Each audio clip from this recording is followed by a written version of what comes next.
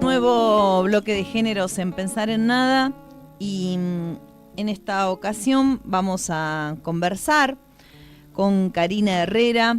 Ella es mamá de Santiago y Julián, pertenece a una familia monomarental y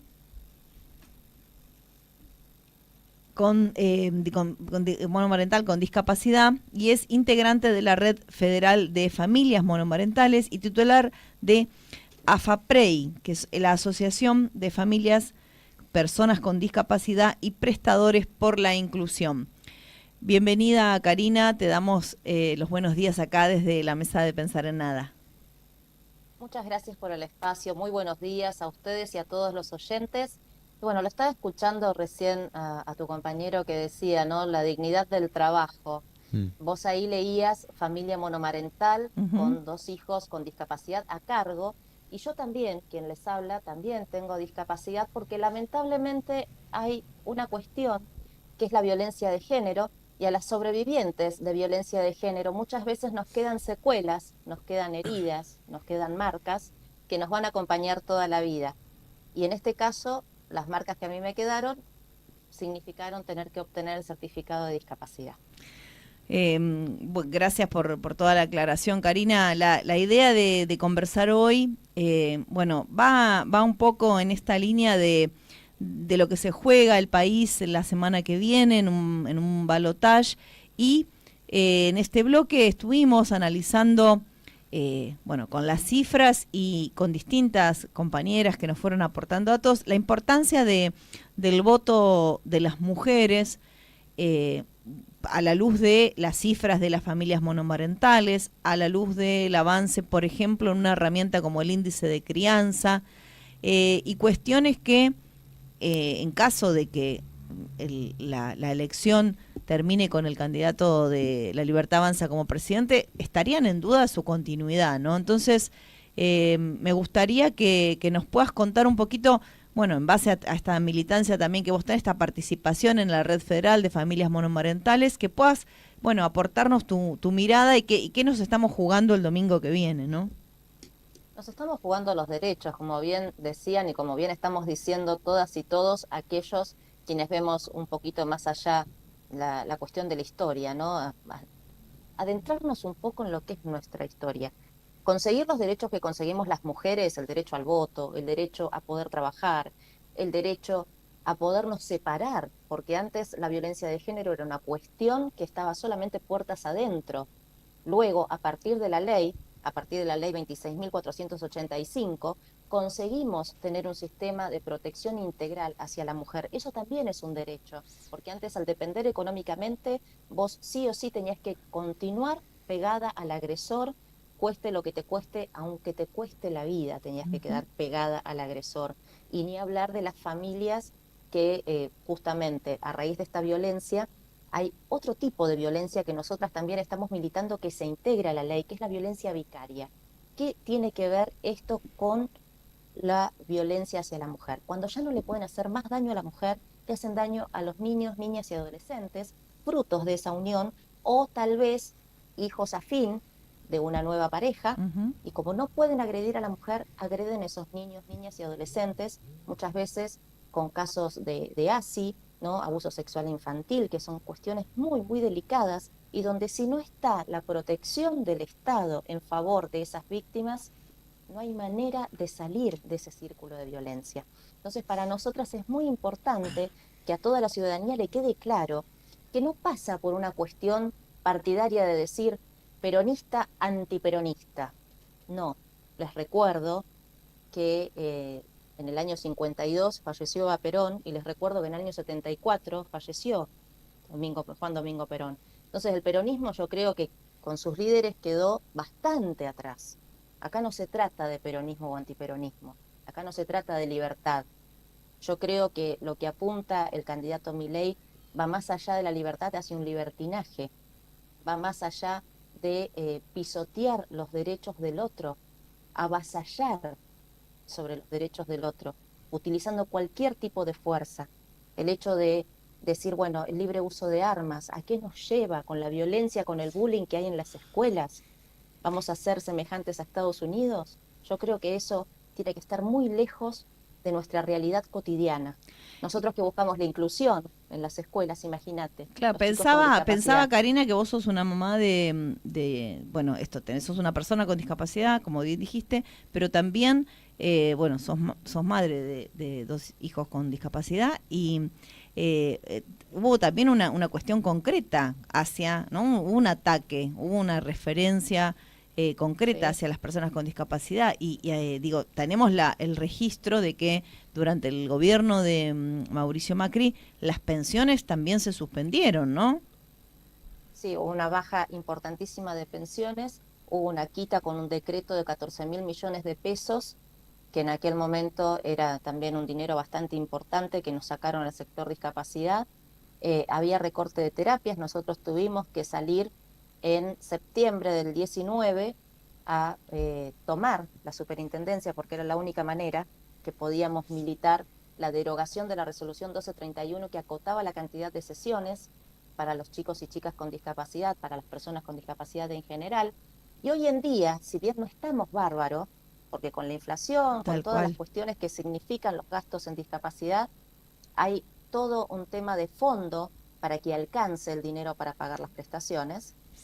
Nosotros tenemos la posibilidad de dialogar, tenemos la posibilidad de protestar, tenemos la posibilidad de ir a la justicia, tenemos la posibilidad de que exista una defensoría del pueblo que nos pueda asistir a las mamás que estamos en una situación de vulnerabilidad y no podemos pagar un abogado. Tengamos en cuenta que un amparo sale con un piso de 250.000 pesos, no es para todos los bolsillos. Entonces, es muy importante para nosotras, las familias monomarentales, las personas con discapacidad, seguir teniendo acceso a nuestros derechos. Yo cuando leía en las redes, ¿cómo van a permitir que un taradito mental vote presidente? Y yo a esa persona eh, le diría, bueno, vos no sé si pensarás tener hijos porque era una mujer, pero en el caso de que tuvieras, o en el caso de que vos, el día de mañana, por una situación de la vida, como me pasó a mí, fueras portadora de un certificado único de discapacidad, ¿te considerarías una taradita mental? Yo creo que no.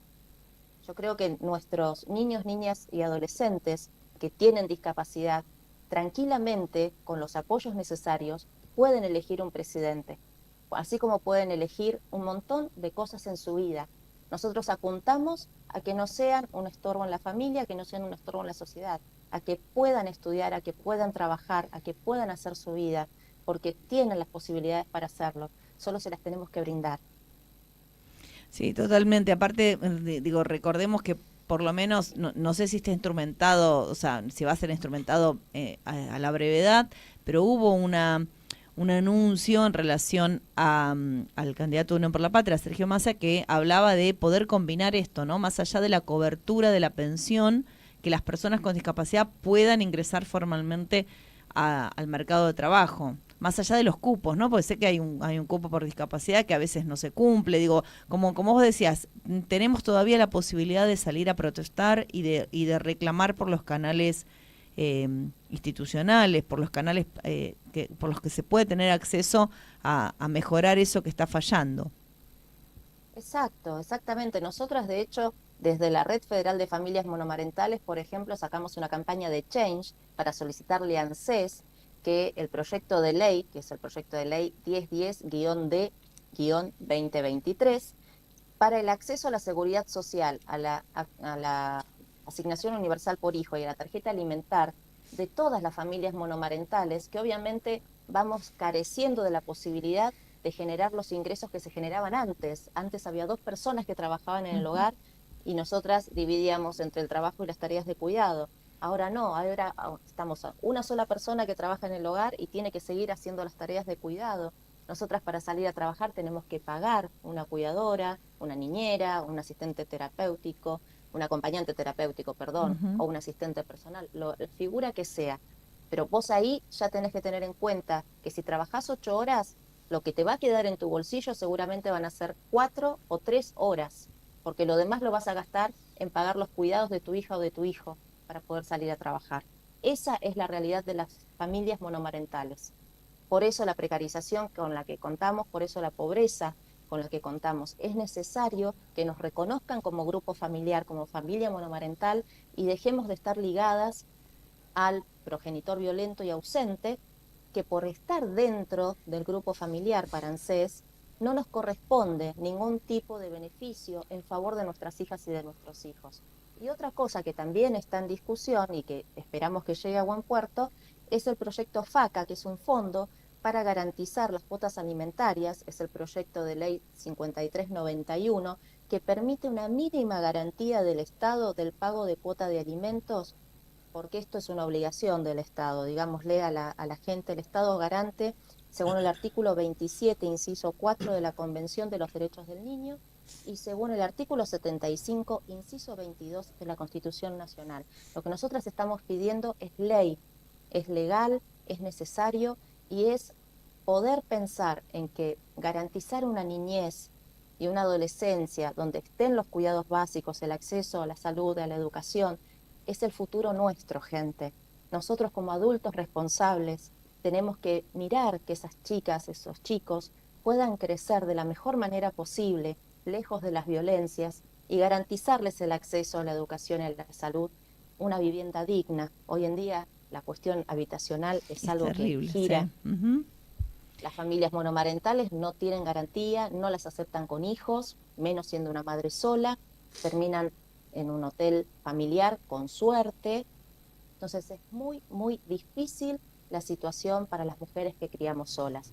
Por eso nos sentimos interpeladas ante la mención del candidato a presidente Massa, actual ministro de Economía, y volvemos a lo mismo, más allá de los errores, más allá de las discusiones que tenemos pendientes, que eso es una realidad, no podemos estar todos de acuerdo, pero tenemos la posibilidad de dialogar, la posibilidad de discutir, la posibilidad de presentar estos proyectos, la posibilidad de que esto se discuta en Parlamento, en fin, tenemos posibilidades que si el domingo las urnas dicen lo contrario, vamos a carecer de esas posibilidades. Totalmente. Sí, me acordaba que con la compañera Paola Urquizo, también ella había hablado de este proyecto que bueno, la posibilidad de que ANSES haga este reconocimiento.